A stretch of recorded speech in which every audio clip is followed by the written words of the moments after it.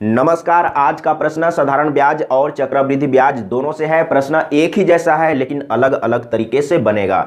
चलिए शुरू करते हैं। सबसे पहले प्रश्न को समझिए। पहला प्रश्न, चक्रवृद्धि ब्याज पर कोई धन 4 वर्ष में दुगुना हो जाता है, यह 8 गुना कितने समय में होगा? इस तरह का प्रश्न आप देखे होंगे, पढ़े होंगे। कैसे सॉल्व करना है समझने का प्रयास कीजिए। तो सबसे पहले क्या बोला है? 4 वर्ष में दुगुना। तो आप इस तरीके से लिख लीजिए, 4 वर्ष में दुगुना हो जाता है, यह 8 गुना कितने समय में होगा? तो आपको क्या करना है? 4 वर्ष में दुगुना, ये गुना वाला पार्ट है ना, लास्ट में क्या बोला है? 8 गुना होने में कितना समय लगेगा? तो इसको 8 में बदलना है, जोड़ के नहीं, घटा के नहीं, गुना करके नहीं, पावर में देके। अगर इसका पावर आप 3 दे देंगे तो ये 8 में बदल जाएगा। तो इसी 3 से इसमें गुना कर दीजिए तो 3 चौके 12, 12 वर्ष में 8 गुना हो जाएगा। देख लीजिए, ख ऑप्शन सही है। अगला प्रश्न समझिए, एक ही तरह का कम से कम 3-4 प्रश्न है, समझ लीजिए। और एक प्रश्न इसी तरीके से लिखा हुआ रहेगा, ऐसा ही रहेगा जस्ट, लेकिन हो सकता है गलत हो सकता है, तो उसको समझने के लिए वीडियो को देखते रहिए।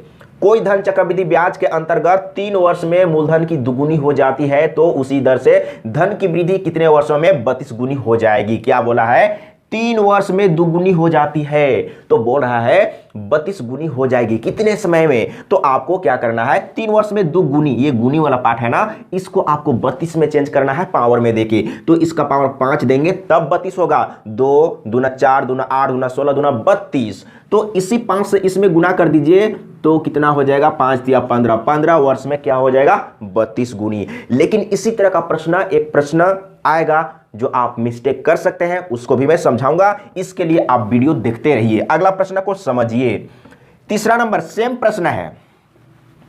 अब इसमें क्या बोला है? कोई धन चक्रवृद्धि ब्याज की दर से 3 वर्षों में दुगुनी, यहां पर भी बोला है कि 3 वर्ष में दुगुनी हो जाती है, तो उसे 8 गुना होने में कितना समय लगेगा? इसको 8 में बदलिए, तो 8 में बदलने के लिए पावर 3, तो इसी 3 से इसमें गुना कर दीजिए तो 3 3 9, 9 वर्ष में 8 गुना हो जाएगा। इसमें कोई डाउट नहीं है।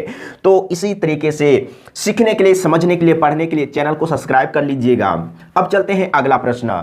इसमें क्या बोला है? कोई धन चक्रवृद्धि ब्याज से 5 वर्ष में दुगुना, आप लिख लीजिए 5 वर्ष में दुगुना हो जाता है, कितने वर्ष में? यह अपने से 8 गुना हो जाएगा। तो इसको 8 में बदलना है तो पावर 3, फिर से यहां पर 3 से गुना कर दीजिए, 3 5 15, वही चीज आंसर आ गया, यानी कि 15 वर्ष में 8 गुना हो जाएगा। सेम प्रश्न था क्या? मैं एक बार देख लेता हूं।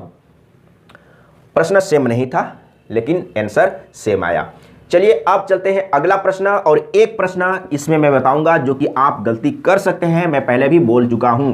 सबसे पहले इसको बना लीजिए, कोई धन चक्रवृद्धि ब्याज से 15 वर्ष में दुगुना हो जाता है, कितने वर्ष में? यह 8 गुना हो जाएगा। तो 15 वर्ष में दुगुना हो जाता है, कितने वर्ष में 8 गुना हो जाएगा? तो मैंने क्या बोला कि इसको 8 में बदलिए, 15 वर्ष में दुगुना, ये गुना वाला पार्ट है ना, तो इसको आपको चेंज करना है, 8 में बदलना है तो पावर 3 दे देंगे तो 8 में बदल गया। इसी पावर 3 से इसमें गुना कर दीजिए तो 15 तिया 45, 45 वर्ष में 8 गुना हो जाएगा। देख लीजिए आंसर मिलाते चलिएगा, कहीं कहीं पर मैं आंसर बता भी नहीं रहा हूं मिला के, तो सही आंसर आ गया है। और एक चीज मैंने बोला था कि इसी तरह का प्रश्न रहेगा जस्ट, लेकिन आप मिस्टेक कर सकते हैं, तो उसको आप समझ लीजिए। मान के चलते हैं जैसे यहां पर बोला 15 वर्ष में दुगुना हो जाता है, अब मैं यहां पर अपने से ले लेता हूं क्योंकि उस तरह का प्रश्न मैं नहीं लिखा हूं। 4 वर्ष में 9 गुना हो जाता है, तो कितने वर्ष में 27 गुना हो जाएगा? ये आपसे पूछा जाएगा। 4 वर्ष में, ये 4 के जगह में कुछ भी हो सकता है, 4 वर्ष में 9 गुना हो जाता है, तो कितने वर्ष में 27 गुना हो जाएगा? तो हम लोग क्या करते थे? इसको बदलते थे ना 27 गुना, तो इसको आप 27 में कैसे बदलेंगे? बदल सकते हैं पावर में देके? नहीं। अगर इसका पावर आप 2 दे देंगे तो कितना हो जाएगा? 9 9 81 हो जाएगा। तब क्या करेंगे? थोड़ा सा एक्स्ट्रा दिमाग लगाइए, चेंज होगा, सब बनेगा, लेकिन एक्स्ट्रा दिमाग लगाना होगा। तो यहां पर देखिए, आप इसको लिख सकते हैं, ये 9 है ना, तो 3 का पावर 2 तो लिख सकते हैं, 9 ही हुआ। अब आपको क्या करना है?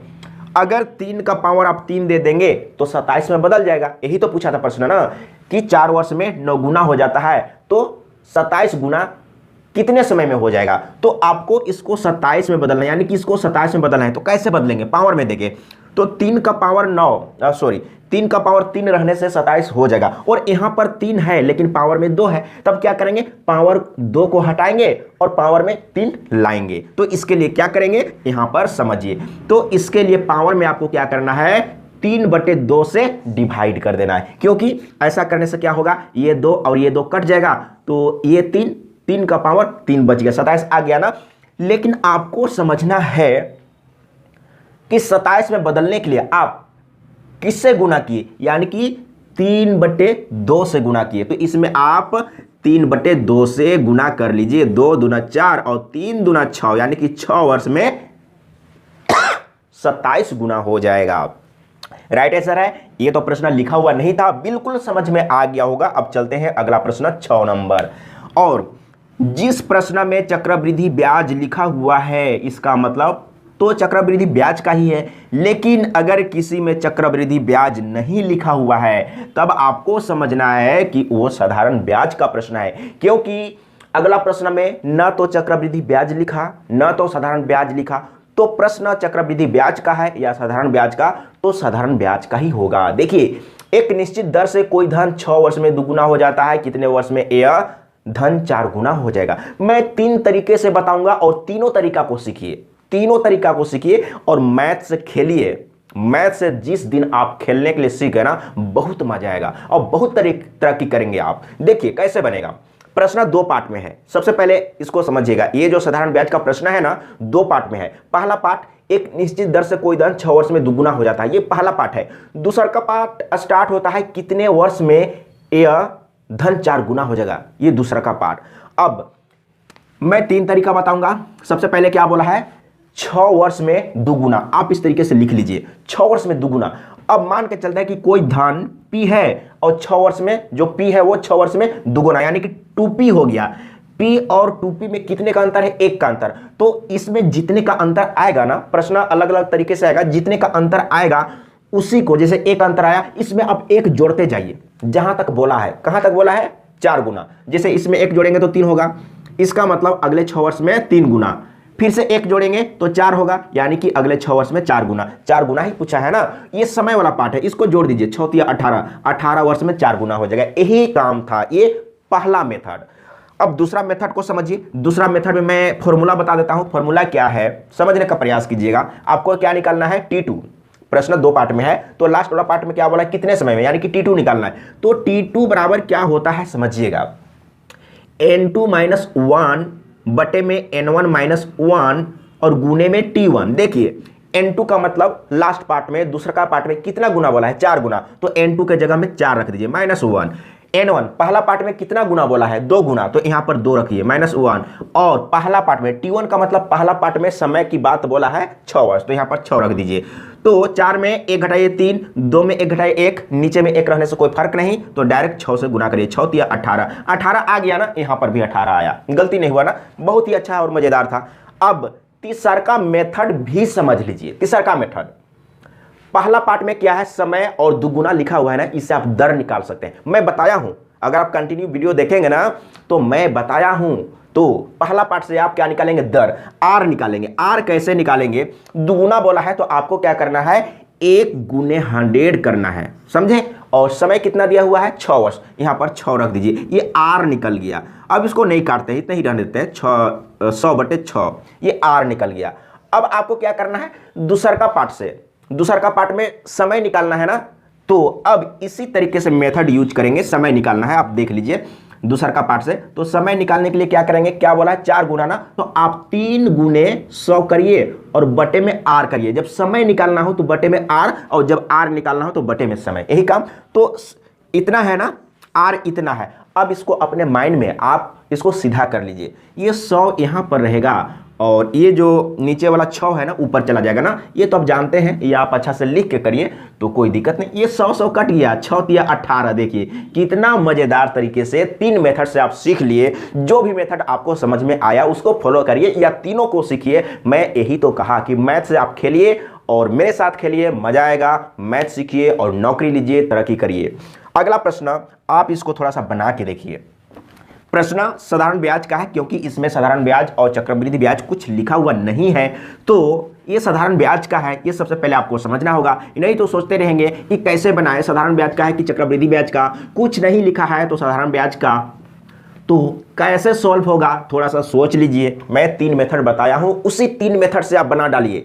तो एक धनराशि अपने से 3 गुना 20 वर्ष में हो जाता है, तो 5 गुना होने में कितना समय लगेगा? आप क्या करेंगे, अगर पहला मेथड जो मैंने बताया था वो भी बहुत ही शानदार था, 20 वर्ष में क्या बोला है,